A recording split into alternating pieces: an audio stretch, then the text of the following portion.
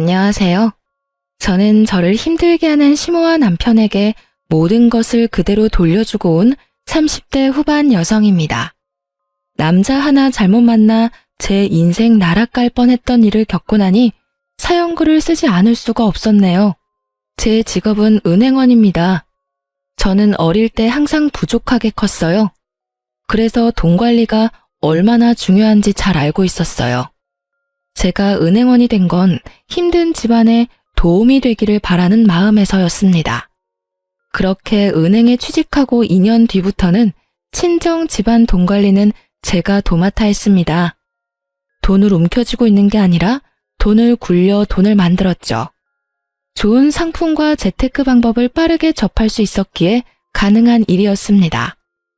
그리고 친정집은 제 덕분에 목돈을 모을 수 있었고 친정 부모님은 그런 저에게 엄청 감사해 하셨어요. 부모님이 여기저기 말씀을 많이 하고 다니셔서인지 20대 후반부터는 주변에서 선자리가 엄청 들어왔습니다. 그러나 저는 자연스럽게 만나는 연애 결혼을 원했어요. 그런데 아버지의 성화에 못 이겨 선을 보게 됐는데 그 사람이 제 남편이었습니다.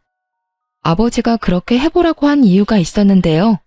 바로 시부 될 분이 아버지와 건너 아는 분이었는데 동네에서 아는 사람은 다 아는 알부자였기 때문이었어요. 그분이 직접 한 다리 건너 친정 아버지에게 연락을 해온 거라 아버지는 한번 해보라며 난리셨어요. 아버지들이란 다 그렇잖아요. 딸 좋은 거 해주고 싶고 도움되고 싶어 하고. 그런 좋은 마음으로 저를 위해 선자리를 잡아줬어요. 한 번만 만나겠다고 했는데 생각보다 저랑 취향도 비슷하고 대화가 잘 통했어요. 그렇지만 그 사람에게도 딱 하나 단점이 있었는데요. 바로 돈 쓰는 걸 너무 좋아한다는 거예요. 그래도 그걸 크게 신경 쓰지 않았던 건 그 정도는 제가 잡아둘 수 있을 것 같았거든요. 그리고 시부도 그런 문제 때문에 저를 마음에 들어한 모양이고요. 그렇게 남편과 1년 넘게 만나다가 시부가 더 만날 거면 결혼을 하라고 하셨어요. 남편의 과소비가 걱정이었지만 그 부분에 대해 남편과 결혼 전 충분하게 이야기를 나누었어요. 남편의 경제권과 제 경제권을 합해서 제가 관리를 하겠다고 말하고 남편에게는 용돈을 받아서 쓰라고 단도직입적으로 이야기했습니다. 저희의 미래를 위해 그리고 시부의 의견이라고 말이죠. 그랬더니 남편도 처음에는 조금 꺼려하는 것 같더니 알겠다고 하더군요. 그렇게 저희는 결혼에 꼴이 나게 되었습니다. 그런데 저희 시모는 저를 탐탁치 않게 생각했습니다. 시부가 저에게 잘해준다는 것도 그 이유 중에 하나였지만 남편의 경제권을 제가 가지고 있다는 사실이 견딜 수 없으신 것 같았어요. 제가 시모 곳간을 탐내는 그런 며느리로 보였던 것 같더라고요. 저는 그런 시모의 불안을 해소시켜드리기 위해 2주에 한 번씩 꼬박꼬박 시댁에 남편을 데리고 갔고 남편 이름으로 시댁의 용돈도 두둑히 드렸습니다. 뭘 하더라도 제 이름으로 하게 되면 남편 돈으로 생색내는 며느리라며 타박을 주곤 했거든요. 솔직히 해주고 욕 얻어먹는 건 싫었기에 남편 돈으로 남편 이름으로 해드렸더니 이번에는 다 아들 돈으로 해결하고 너는 돈도 안 쓰냐며 타박을 하더군요. 시모는 그런 사람이었습니다. 그러나 시모와는 달리 시부는 결혼 후에도 저의 든든한 지지자가 되어주셨어요. 특히 재산과 관련된 이야기들은 거의 저와 상담하셨어요. 특히 재테크에 관심이 있으셔서 저도 괜찮은 상품을 소개하고 지인을 알려드리기도 했어요. 결혼 2년쯤에는 시댁 재산도 거의 파악할 수 있었고 시부가 제게 맡긴 재산도 제법 됐어요. 그런데 남편은 정말로 시부와 정반대였어요. 돈 쓰는 걸 그렇게 좋아하는 사람은 처음이었어요. 손에 돈만 들어오면 순식간에 사라지는데 용돈도 한 달에 4번씩 나누어 주지 않으면 못 버틸 정도였죠. 저는 그런 남편을 꼭 쥐고 살았어요. 그렇지 않았다면 순식간에 모아둔 재산을 탕진했을지도 모르죠. 그런데 결혼하고 5년 차쯤 되었을 때 남편이 남편 월급으로 모아놓은 적금 1,500만 원을 저 몰래 깨서 가져갔더군요. 아무리 제가 경제권을 맡고 있어도 제 이름으로 모든 걸 관리할 수는 없었고 불투명하게 남편 월급을 쓸 수도 없으니 남편에게는 돈 쓰는 내역을 모두 공개했거든요. 그런데 그 돈이 몽땅 사라진 거였어요. 3개의 적금 통장 중 하나였지만 그래도 금액이 적은 게 아니었죠. 여보, 적금 깼어? 무슨 일 있는 거야? 갑자기 1,500을 가져가. 그냥 좀 쓸 데가 있었어. 어디다 썼는데? 혹시 차 사고라도 났어? 그런 거 아니야. 피곤하니까 먼저 잘게. 어디다 썼는지 알기라도 하면 마음이 좀 개운해질 텐데 남편은 어디다 썼는지도 알려주지 않았어요. 결국 남편과의 실랑이는 그 주 주말에 있던 시댁 모임에서까지 이어졌습니다. 저는 남편에게 틈이 날 때마다 어디에 그 돈을 썼는지를 계속 추궁했고 남편은 귀찮은 얼굴로 제 말에 짜증만 내고 있었어요. 그리고 시모에게 그 모습을 들켜버렸죠. 시모는 제게 한마디 하더군요. 예, 너는 무슨 애를 그렇게 잡아? 도대체 뭐 때문에 그렇게 남편을 귀찮게 하는 거니?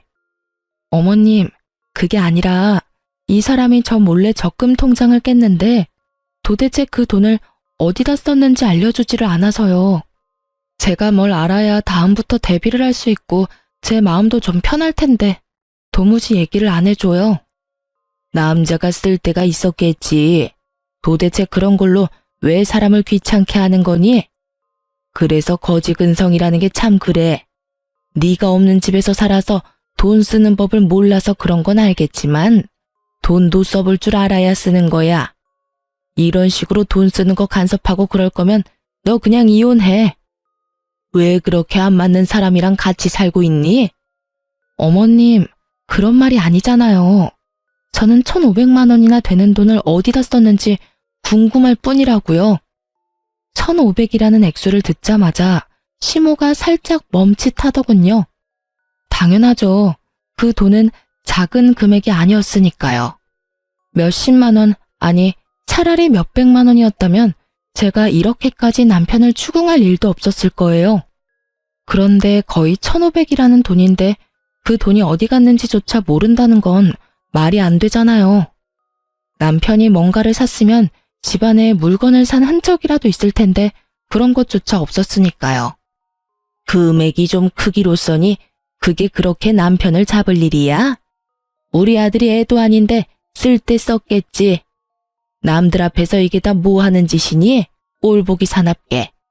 돈돈거리다가 나중에 고생하는 건 너야. 그 정도는 남편 일탈이라 생각하고 넘어가. 시모는 자기 아들을 잘 모르더군요.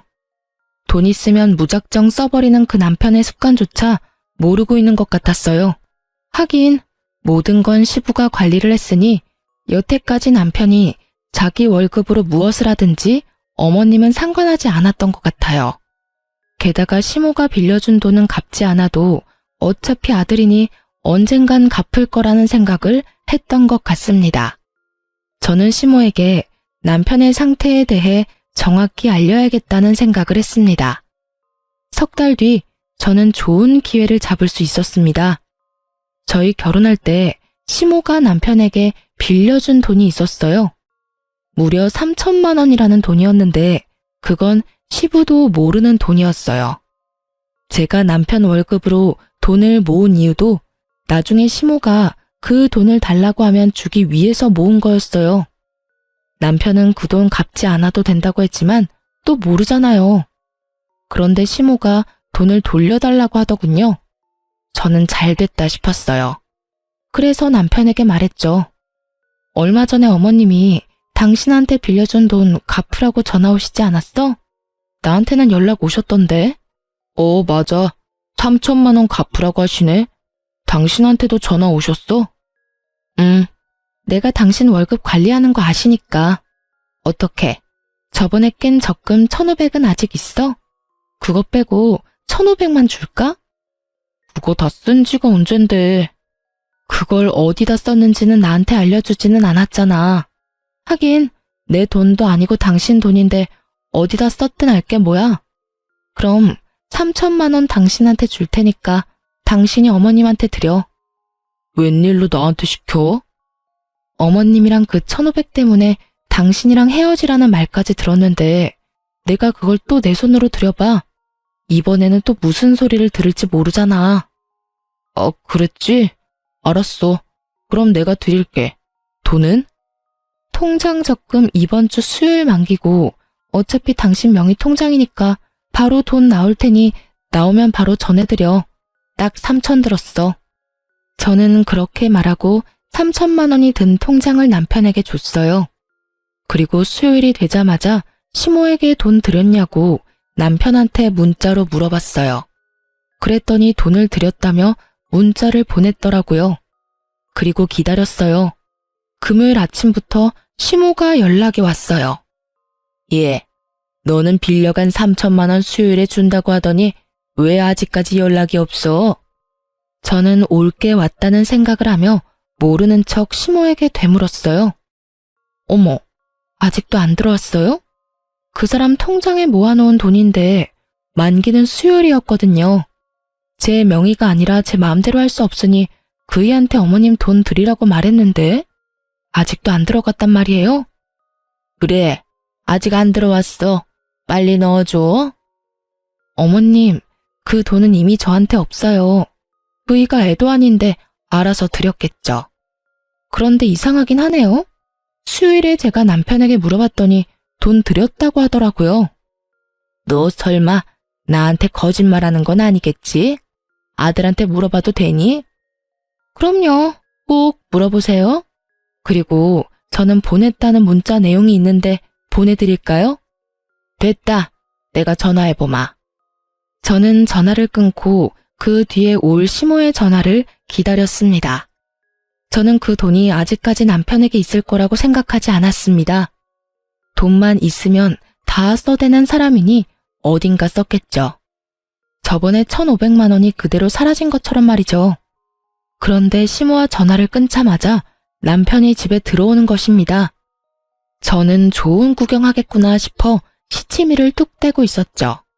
그랬더니 남편 전화로 연락이 오더군요. 엄마. 무슨 일이야? 그거? 좀만 기다려주면 안 돼? 아직 돈이 안 나와서. 뭐? 그렇게 말하면서 남편이 제 눈치를 보더군요. 저는 왜 그러냐는 눈빛으로 남편을 바라보았습니다.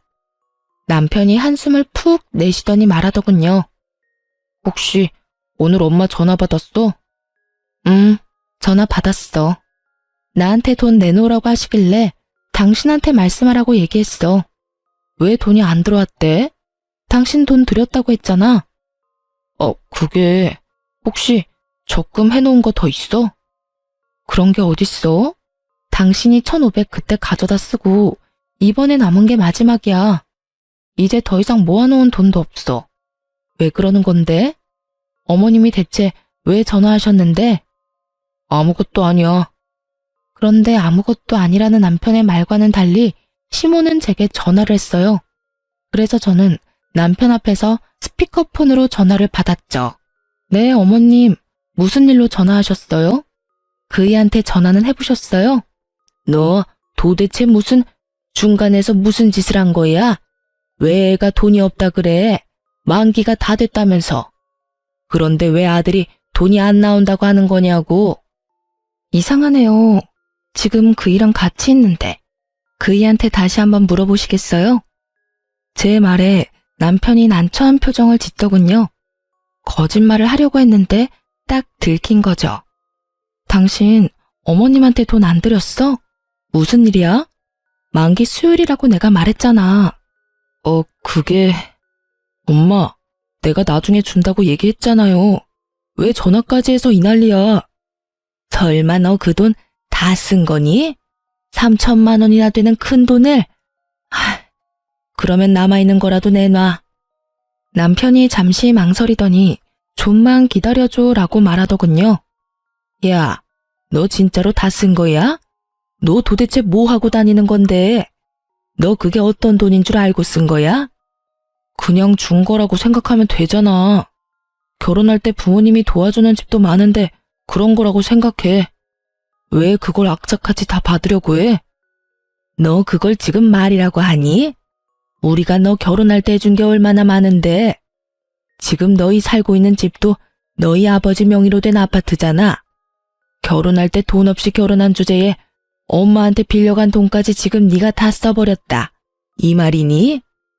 결국 남편과 시모는 서로 탓을 하며 싸우기 시작했고, 남편은 배째라는 식으로 담담하게 시모의 말에 별거 아니라는 듯 말하더군요. 결국 자신의 잔소리가 아들에게 통하지 않았다는 것을 안 시모가 먼저 전화를 끊었습니다. 당신은 도대체 그 돈 다 어디다 쓴 거야? 저번에는 그냥 넘어갔지만 이번에는 그냥 못 넘어가. 나한테 이야기 안 해주면 나 이번 일 아버님한테 말할 거야. 아버지한테는 얘기하지 마. 내가 곧 다 설명할게.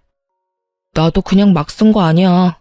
당신한테 충분히 설명할 수 있으니까 몇 개월만 기다려줘.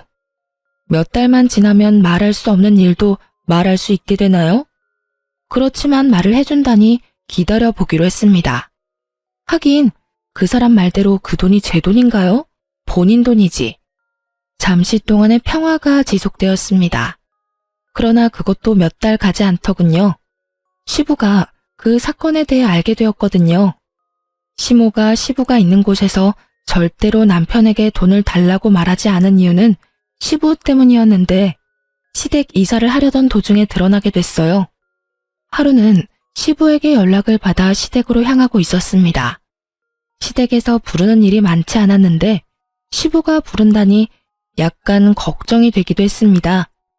웬만하면 잘 부르시지 않고 볼 일이 있어도 밖에서 보는 걸 더 좋아하시는 분이셨거든요. 제가 갔더니 발등에 불이 떨어진 건지 침울한 표정의 시모와 화가 잔뜩 나 얼굴이 붉어진 시부의 모습이 보였습니다. 야, 너 엄마한테 받은 돈 어디 갔어? 시부의 그 말에 남편이 뚱한 표정으로 대답했습니다. 아버지가 그걸 왜 물어요? 엄마가 빌려준 건데. 저희끼리 알아서 할게요. 너 그게 도대체 어떤 돈인지 알고는 있냐? 그 돈, 네 엄마가 우리 집 담보로 대출받은 돈이라고. 너 대체 그 돈을 다 어디다 썼어? 그제야 남편의 표정이 하얗게 질리기 시작했습니다. 시모의 얼굴이 하얗게 질린 것도 그제야 이해가 갔죠. 아버지, 그게 있잖아요. 사실 그 돈은, 제가 다 썼어요. 남편의 이실직고에 시부의 얼굴이 새빨개지더니 갑작스레 시부가 뒤로 넘어가 버렸습니다. 그리고 그 순간부터는 아수라장이었어요. 구급차에 시부가 실려가고 입원을 하고서야 시부가 뇌졸중이 왔다는 것을 알게 됐어요. 평소 고혈압이 있으셨는데 그날따라 남편 일 때문에 약도 못 드시고 화가 나서 남편을 추궁하다가 혈압이 갑자기 오른 것 같다고요. 그런 일이 있으니 남편은 고개도 들지 못하고 있었습니다.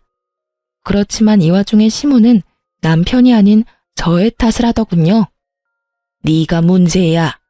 네가 중간에서 잘 해결했으면 이런 일이 없었지 않니? 매번 항상 똑 부러지는 척은 혼자서 다 하더니 이런 일은 왜 똑 부러지게 해결을 못해서 이 난리를 만들어? 어머님, 저번에 이 사람이 1,500만 원 다 써버렸을 때 저한테 뭐라고 그러셨어요? 남편도 못 믿으면서 무슨 결혼 생활을 하냐고. 그렇게 살 거면 이혼하라고 하셨잖아요. 그래서 저는 이 사람 믿어준 것 뿐이에요. 그리고 어머님께서도 아셔야 된다고 생각했고요. 그 돈을 제가 쓴 것도 아닌데 왜 제 탓을 하는지 모르겠네요. 남편 명의였고 남편 이름으로 된 통장에 있었어요. 그러면 당연히 남편한테 물어야 하는 게 맞는 거 아닌가요? 왜 아무 상관없는 저한테 계속 책임을 지라고 말씀하시는 거예요? 그렇게 말하면 안 되지. 여태까지 우리 집 재산 관리는 네가 다 했지 않니? 그런데 왜 갑자기 이번 일만 네가 쏙 빠진 거야? 나는 너 용서 못해. 그러니까 네가 책임지고 네 시아버지 돌봐라. 집 팔고 들어와서 시아버지 수발 들어. 다 늙은 내가 해야겠니? 몇십 년이라도 팔팔한 네가 해야지. 합가요? 아버님이 아프시면 전문 병원에 맡기는 게 맞는 거고 합가를 하지 않아도 아버님을 충분히 돌볼 수 있어요. 왜 굳이 합가를 하시라고 하는 건지 모르겠네요. 그리고 누누이 말하지만 돈을 쓴 건 제가 아니에요. 어머님이 저한테 뭘 원하는지는 모르겠는데 그런 걸 원하시기 전에 아들하고 이야기를 더 해보세요. 그 1,500, 3,000 어디다 썼는지요? 남편이 그 돈 몰래 안 썼으면 아버님 쓰러질 일이 있었겠어요? 그리고 당신이 이야기해봐. 왜 당신이 저지른 일 때문에 내가 이렇게 스트레스를 받아야 해? 나는 이런 식으로 합가하는 건 원하지 않아. 아버님이 아프셔서 내가 정말로 집에서 수발을 들어야 한다면 모르겠지만 지금 당장 병원에 있으셔야 하는데 왜 합가를 해? 우리 집에서도 충분히 가능한 일인데. 당신 진짜 너무 뻔뻔한 거 아니야? 어떻게 아버지가 아프신데 돈 얘기만 할 수 있어. 그리고 합가를 안 하겠다는 건 아버지 수발을 들지 않겠다는 얘기잖아. 집에서 들든 시댁에서 들든 아무 상관없으면 시댁에서 들어도 되는 거잖아. 네가 합가 반대하면 난 너랑 이혼할 거야. 어차피 우리 사이에 아이도 없잖아. 이상한 생각이 들었습니다. 남편이 왜 저렇게 뻣뻣하게 나오는 거죠? 지금 당장 저와 시부에게 빌고 빌어도 모자랄 판에 이혼을 하자고 하다니요. 저는 당황스러워서 남편에게 물었습니다. 설마 지금 당신 나하고 이혼하자고 이야기하는 거야? 그래. 합가 안 할 거면 이혼해. 당신한테 정말 실망했어. 아버지 아픈데 어떻게 그런 말을 할 수가 있어? 우리 아버지한테 이쁨 받은 건 당신이잖아. 그러고는 남편이 자리를 떠버리더군요. 저는 남편 몰래 사람을 써서 뒤를 캤어요.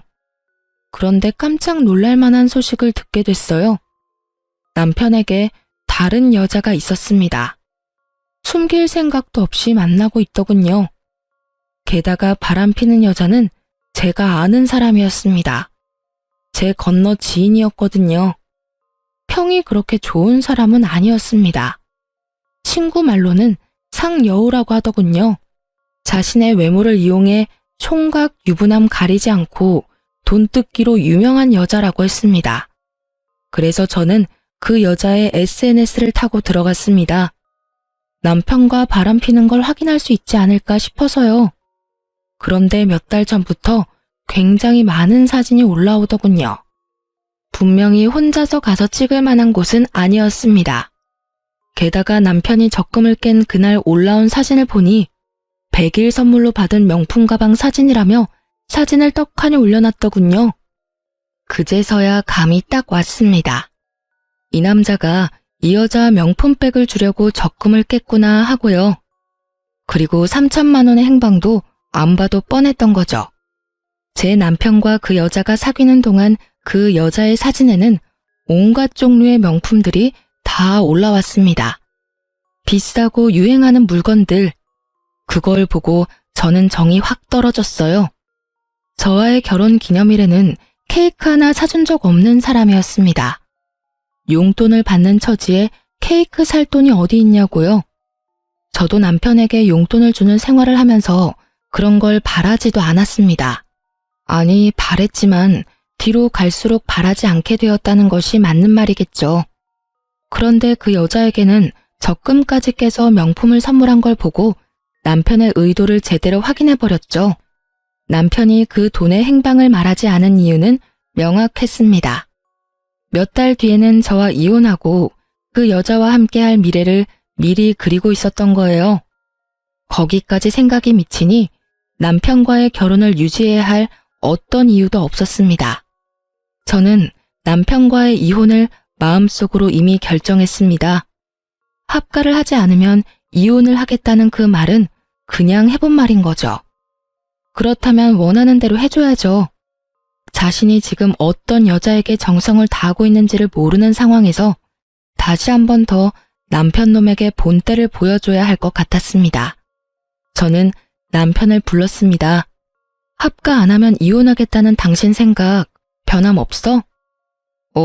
변함없어. 난 당신이 합가 안 하면 당신이랑 헤어질 생각이야. 아버지 병간호 안 하는 며느리는 필요 없다고 생각해. 분명히 말하겠는데 나는 병간호 하지 않겠다고 말한 적 없어. 아버님을 모시더라도 그건 우리 집에서도 할 수 있다는 말이었고, 그런데 당신이 지금 앞뒤 다 잘라먹고 무조건 합가 안 하면 이혼하겠다고 하고 있잖아. 그만하자. 이렇게 말 돌리는 거 나 다 알아. 제 말에 남편 놈이 흠칫하더군요. 당신이 왜 이혼하자고 하는지 다 안다고. 당신 바람 피고 있잖아. 나 몰래. 그래놓고 정말 웃기다. 아버님 핑계 대면서 이혼하자고 하는 거야? 차라리 솔직하게 말하지 그랬어. 다른 여자랑 같이 있고 싶으니까 이혼하자고. 무슨 말이야? 내가 무슨 바람을 피워? 바람 안 핀 걸로 하고 싶니? 그러면 그렇게 해. 어머님한테는 말하지 않을게. 그렇지만 나는 내가 유책 배우자로 이혼할 생각은 전혀 없어. 변호사 사서 소송할 거고 당신이 나를 이용하도록 놔두지는 않을 거야. 어머님한테 말하는 건 당신한테 맡길게. 그리고 제 말을 듣던 남편은 웬 떡이냐 싶은 표정으로 웃고 있더군요. 하긴 쉽게 이혼해주는 것 같아서 기분이 좋았겠죠. 하지만 저는 쉽게 이혼해줄 생각은 전혀 없었습니다. 그리고 이혼 소식을 시모가 들었는지 저에게 전화가 왔더군요. 너 이러는 거 아니다. 네 시아버지 아파서 누워 계시는데 어떻게 지금 이 상황에 이혼을 이야기하니? 너 설마 아버지 수발 들기 싫어서 이혼하자고 하는 거니? 그런 거 아니고 이혼은 그 사람이 먼저 이야기를 했고 저는 합가를 들지 않아도 아버님 수발을 들겠다고 분명히 말했어요. 그거를 받아들이지 않은 건 남편이고요. 그러니까 하고 싶은 말이 있으시면 아드님한테 하세요. 이 모든 게 남편 계획이니까요. 너 이렇게 헤어진다고 해서 너 혼자 잘 먹고 잘 살 수 있을 거라고 생각했어? 주변에서 너 시아버지 수발 들기 싫어서 이혼한 거라고 소문 다 나면 좋은데 시집이라도 갈 수 있을 것 같아? 네가 우리 아들만큼 괜찮은 남자를 어디 가서 만나니? 그러니까요. 늙어서 혼자 죽어도 상관없으니까 어머님 아드님 같은 분하고는 같이 살기 싫어요. 그리고 아들한테 무슨 소리를 들었는지 모르겠지만 제 남편이 먼저 바람나서 저한테 이혼하자고 한 거거든요. 좋으시겠어요. 여우 같은 며느리 맞이하게 되셔서. 저는 그렇게 이야기하고 전화를 뚝 끊었습니다. 그리고 남편 놈 이름으로 시모에게 하던 모든 걸 끊어버렸어요. 2주에 한 번씩 남편을 데리고 시댁에 가는 것도, 남편 이름으로 용돈을 주던 것도 끊어버렸죠. 그리고 남편에게 시모에게 연락하라는 잔소리도 더 이상 하지 않게 되었죠. 그렇게 되니 당황한 건 제가 아니라 시모였던 것 같아요. 남편은 정이 없고 본인 부모에게도 애정을 그리 갖지 않는 사람이었어요. 그 사람에게는 돈만 중요할 뿐이지 부모는 그 뒤 이야기였거든요. 그런 남편 멱살 잡아가며 시모에게 효를 다하도록 만든 건 저였죠. 그런데 한순간에 다 사라졌으니 시모 입장에서는 아들이 갑자기 변해버렸다는 생각밖에 들지 않았을 거예요. 그리고 저는 이혼 소송을 하면서 상대방 여성에게 상간녀 위자료 소송까지 했습니다. 아시잖아요. 상간녀 소송하면 남자 쪽에서 다 내주는 거. 결국은 남편도 그렇게 한 것 같더라고요. 그 여자에게 빠져서 시모에게 주던 돈도 그 여자한테 주고 시모에게 매주 가던 것도 그 여자에게 가고 제가 모아뒀던 돈으로 그 여자에게 차까지 선물했더군요. 그것을 알게 된 것은 그 여자의 SNS에서였습니다. 제가 이혼을 선언하고 난 뒤부터 그 여자 SNS에는 남편에게 받은 선물들로 가득 차더군요. 그리고 남편 놈의 얼굴도 같이 찍혀 나오기 시작했죠. 아주 당당하고 자신감 있는 상간녀의 행보였습니다. 제가 할 복수는 간단했습니다. 저는 이혼 판결 떨어지기 직전에 제가 담당하고 있던 시부의 재산 관리에 대해 남편에게 알려줬습니다. 특히 시부가 특별히 관리하던 부동산 같은 경우에도 남편에게 다 알려줬어요. 모든 것이 시부 명의로 되어 있는 재산들이 있기 때문에 저는 이혼 전 남편에게 모든 것을 돌려준다는 명목하에 시부 재산과 관련된 것도 남편에게 다 알려준 거였어요. 제가 남편에게 그 목록을 알려주었을 때 남편은 눈이 확 커지더군요. 이게 다 뭐야? 이거 아버님이 나한테 관리하라고 했던 재산 목록들이야. 아버님 명의로 되어 있으니까 내가 가지고 있어봤자 아무 소용없고 어차피 당신과 나 이혼할 건데 이런 거 가지고 있다가 이혼할 때 또 무슨 소리 들을지 모르니 깨끗하게 다 당신한테 돌려주는 거야. 원래라면 아버님한테 돌려드려야 하는데 아버님 상태가 지금 좋지 않으시잖아. 그러니까 당신이 책임지고 관리하고 어머님한테도 말씀드려. 난 당신과 이혼하면 이 일에서 완전히 손 뗄 테니까. 남편의 눈동자가 욕심으로 번들거리는 것이 보였습니다. 그리고 이혼하고 한 달 뒤 시모에게 연락이 왔더라고요. 야, 너 도대체 뭐 하는 년이야? 감히 우리 집 재산을 탐내? 돈 다 어디다 빼돌렸어? 악에 가득 받쳐 화를 내는 시모의 목소리에 저는 태연히 말했습니다. 도대체 무슨 돈을 말씀하시는 거예요? 재산이라니. 저는 아는 바가 전혀 없습니다. 네가 모르는 게 어디 있어? 우리 남편이 너한테 재산을 다 맡겼는데 그 재산들이 지금 하나도 없잖아. 지금 통장에 땡전 한 푼이 없어. 네가 다 가져간 거지? 제가 관리하던 건 남편에게 모두 다 줬어요. 제가 가지고 있을 필요가 없으니까요. 이미 남남인데 제가 가지고 있으면 그거야말로 범죄죠. 제가 변호사 입회하에 남편에게 모조리 다 돌려줬어요. 그러니까 하고 싶은 말이 있으시면 아들한테 하세요. 저한테 전화하실 게 아니라. 뭐? 너 설마 진짜로 우리 아들한테 그 돈을 다 줬니? 네. 아버님 그렇게 되고 후견인이 남편밖에 없잖아요. 그래서 준 거예요. 네가 지금 정신 나간 짓을 했어. 너 지금 집이 어떻게 돌아가는지 아니? 부동산에 적금에 병원비까지 탈탈 털렸어. 그리고 나랑 남편이 내는 보험까지 다 해지하고 해지 환급금까지 아들이 다 가져갔더라. 너 어떻게 이럴 수가 있어? 네가 그걸 우리 아들한테 주지 말고 나한테 줬어야지.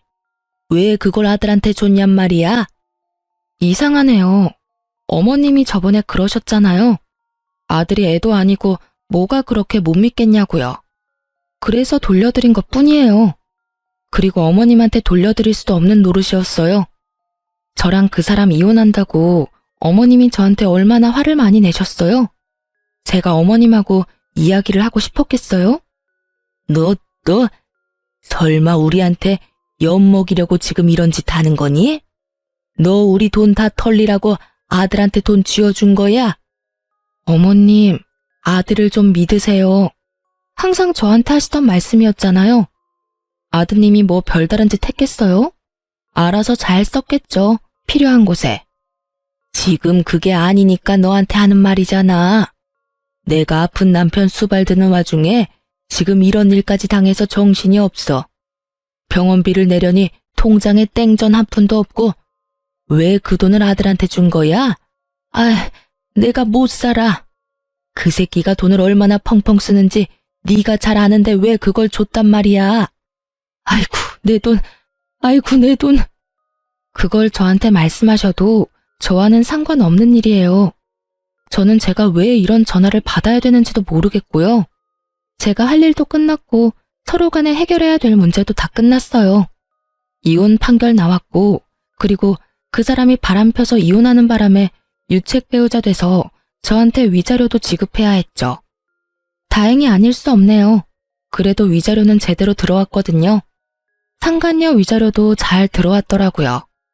전 남편이 대신 내줬나 봐요. 그 돈이 어디서 났는지는 잘 알겠네요.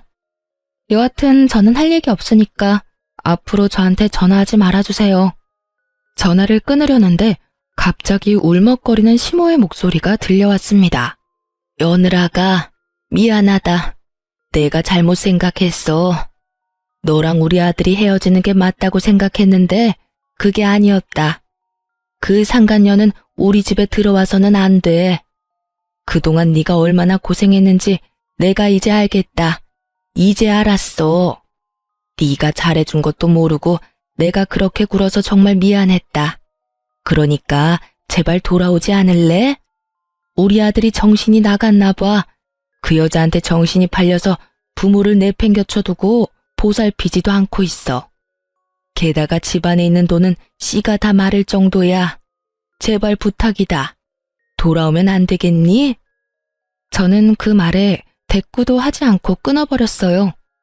들려오는 소문에 의하면 시모는 그날 쓰러진 뒤로 병원 신세를 지고 있고 남편과 상간녀는 결혼식을 위해 열심히 돌아다니고 있다고 하더군요. 시부가 쓰러지든지 말든지 시모가 쓰러지든지 말든지 아무 상관없이 열심히 비싸고 좋은 거 구경하면서 돌아다녔더군요. 사업을 하는 시부가 쓰러져서 돈 벌어다 줄 사람도 없는데 돈을 그렇게 써대는 걸 보니 조만간 돈이 다 떨어질 것 같더라고요. 게다가 시모 성격도 보통이 아니잖아요. 남편이 결혼하겠다고 데려온 예비 며느리를 가만히 둘 성격은 아니었습니다. 그렇지만 이 모든 것들은 제가 신경 쓸 일이 아니었습니다. 저는 이미 헤어진 사람이고 이혼을 했으니까요. 그들의 일은 그들에게 맡기는 게 현명한 일이겠죠. 이렇게 저는 남편과 헤어지고 새로운 인생을 살게 되었습니다. 그렇게 이혼하고 2년 뒤에 시모와 남편을 만나게 됐어요. 최근이었어요. 장소는 바로 변호사 사무소였습니다. 뜬금없는 장소에서 정말 우연히 마주친 저는 아무 말 없이 지나려고 했는데 시모가 제게 말을 걸어오더군요. 너도 이제 개인 회생하러 왔니? 아니면 파산? 내가 그렇게 너한테 울면서 매달렸는데도 너 정말 매정하게 우리 버리고 갔더라. 네가 아들이랑 이혼하는 바람에 집안이 풍비박산이 났어. 결혼했으면 끝까지 남편을 책임졌어야지. 뭐하러 남편 내버려뒀다가 집안을 엉망진창으로 만들어. 네가 우리 아들을 망쳐놨어. 이게 전부 다 네 탓이야. 그래, 우리 이렇게 만들어 놓고 너는 편하게 살 줄 알았니?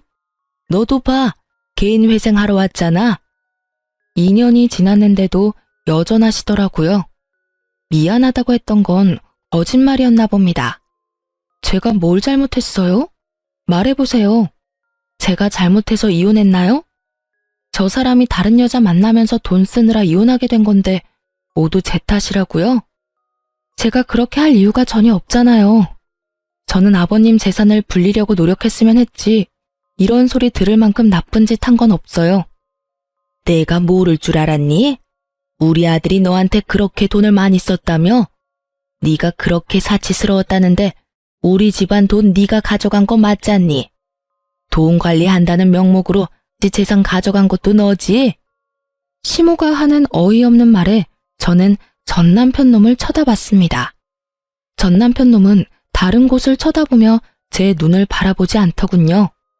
자기 잘못을 끝까지 반성하기는커녕 제게 뒤집어 씌우는 걸 보며 저는 화가 났습니다. 제가 남편에게 무언가를 많이 받아봤다면 그런 말을 들어도 할 말이 없었을 거예요. 그런데 저런 남편에게 결혼기념일 선물도 받아본 적이 없거든요. 저는 시모에게 어이없다는 듯이 말했습니다. 저 남자가 무슨 말을 어떻게 했는지 모르겠지만 저는 남편에게 결혼기념일 선물도 받은 적이 없어요. 제가 용돈을 주는 생활을 하다 보니 남편이 그러더군요. 용돈 받는 처지에 선물은 못 산다고요. 그래서 각자 선물을 준비하는 대신 생활비에서 돈을 조금 떼서 커플 신발이나 커플 옷을 사는 게 저희 결혼기념일을 보내는 방법이었어요. 엄밀히 따지면 제 돈으로 신발 산 거랑 뭐가 다르죠? 저도 생활비를 내고 저 사람도 생활비를 내는데 거기다 더 웃긴 건 케이크나 음식은 제가 모두 다 준비했거든요. 그리고 전 남편 월급이 어떻게 쓰였는지는 제가 정확하게 다 기록해 두었고 영수증도 다 모아놨기 때문에 보시면 알 거예요. 그거를 안 보시고 지금 여기 와서 저한테 이런 말 하시는 건 말이 안 되죠. 그리고 어머님은 제가 그 돈을 다 썼다고 생각하는데 어머님 예비 며느리가 그 돈을 다 쓴 거예요. 아니지. 지금은 예비 며느리가 아니라 며느리겠네요. 재혼했잖아요. 전 남편은 고개를 푹 숙이며 제 눈을 마주하지 못했고 시모의 얼굴은 사색이 되어 하얗게 질렸습니다. 그걸 보니 상간녀와 남편이 잘 되지 않았다는 걸 짐작할 수 있었습니다.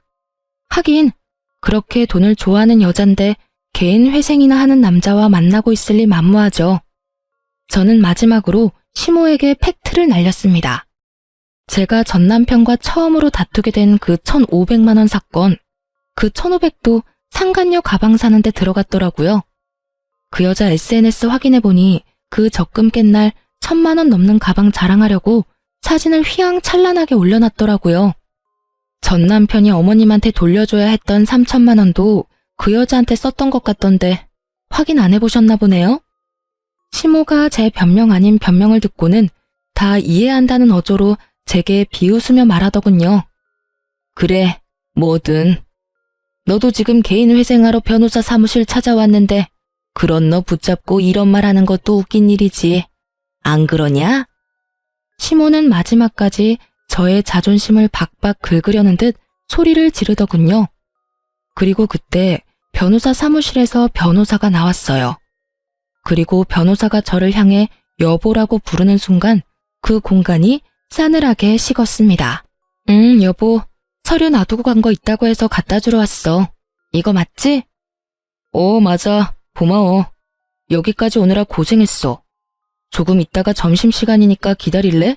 같이 밥 먹으러 나가자. 제게 잠시만 기다려달라고 하던 남편이 대기하던 한 사람을 데리고 변호사 사무실로 먼저 들어갔어요.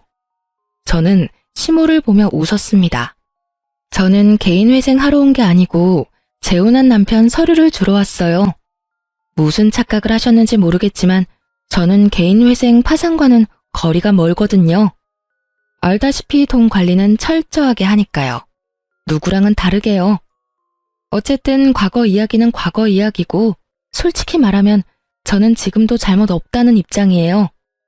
여자한테 빠져서 저에게 이혼을 요구한 것도 남편이고 제가 시어머니에게 드리라고 했던 아버님의 재산을 다 탕진한 것도 남편이죠. 그리고 남편에게 그 어떤 선물도 받아본 적이 없는 것이 저예요. 무슨 탓이든 탓을 하고 싶으면 남편 상간녀한테 하세요. 얼마나 되는 돈을 탕진했든 그 여자가 다 가져간 거니까. 그렇게 말하고 뒤돌아 나가려던 제가 한마디 더 붙였어요. 아 참, 그리고 저희 남편 실력 좋거든요.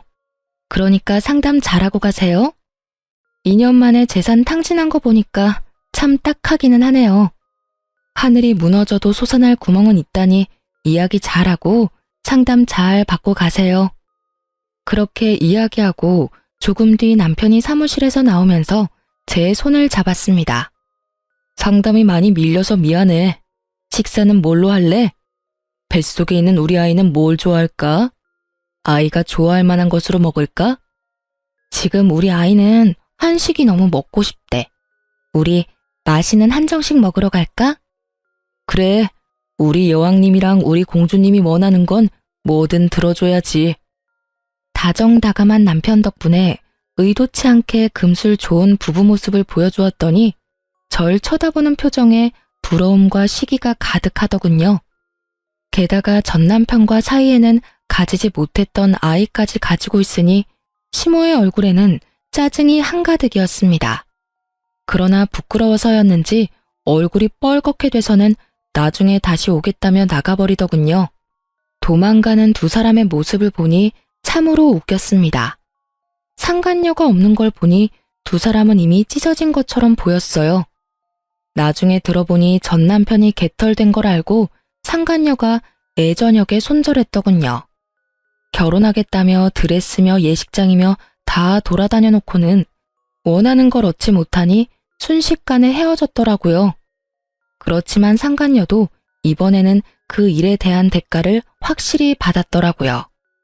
제 말을 들었던 시모가 상간녀를 쫓아다니며 아들이 준 돈 다 내놓으라며 가는 곳곳마다 따라다니며 괴롭혔다고 하더라고요. 결국 버티다 못한 상간녀가 전 남편에게 받은 물건들 중에 몇 가지를 되돌려줬다고 하더군요.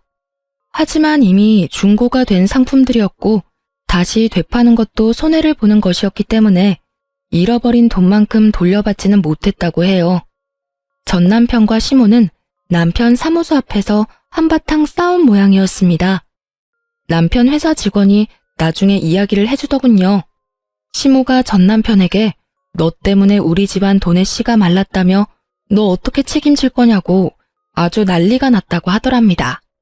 어디 가서 그런 여우 같은 여자한테 걸려가지고 잘 살고 있는 마누라를 내쫓아서 집을 상태로 만들었냐며 전 남편을 너덜너덜하게 만들었다고 하더군요. 그렇지만 전 남편도 참지만은 않았다고 해요.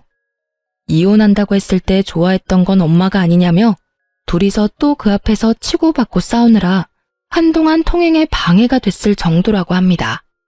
그 이야기를 들으면서 둘 다 참 똑같은 사람이다 라는 생각을 했네요. 자기들이 뿌린 대로 거뒀을 뿐인데 둘 다 잘못했음에도 불구하고 서로 남탓만 하고 있으니까요. 저는 그런 사람들과 일찌감치 잘 헤어지고 새로운 남자와 잘 살고 있습니다. 재혼이라 좀 걱정스러웠지만 상대방도 재혼이라 조금은 덜 부담스러운 상황이었죠. 이제는 아이도 생기고 더 안정적이고 행복한 생활을 하고 있습니다. 솔직히 전 남편을 생각하면 아직도 짜증나고 부끄럽고 지워버리고 싶은 기억이라고 생각하고 있지만 그 일이 없었다면 제가 이렇게 빠져나올 일도 없었겠죠. 지금 저희 시댁 부모님들은 제게 항상 고마워하세요. 남편과 함께 시댁 친정 재산을 불려주려고 열심히 노력하고 있는 저에게 매번 고맙다며 감사 인사를 하시거든요. 그렇게 하지 않아도 된다고 했는데도 고마움을 표현해 주시는 부모님들을 보면 저도 더 열심히 도움이 되고 싶은 마음을 가지곤 합니다. 이런 게 바로 가는 정이 있으면 오는 정도 있다는 말이겠네요. 긴 글 읽어주셔서 감사합니다. 모두들 행복한 하루 되세요.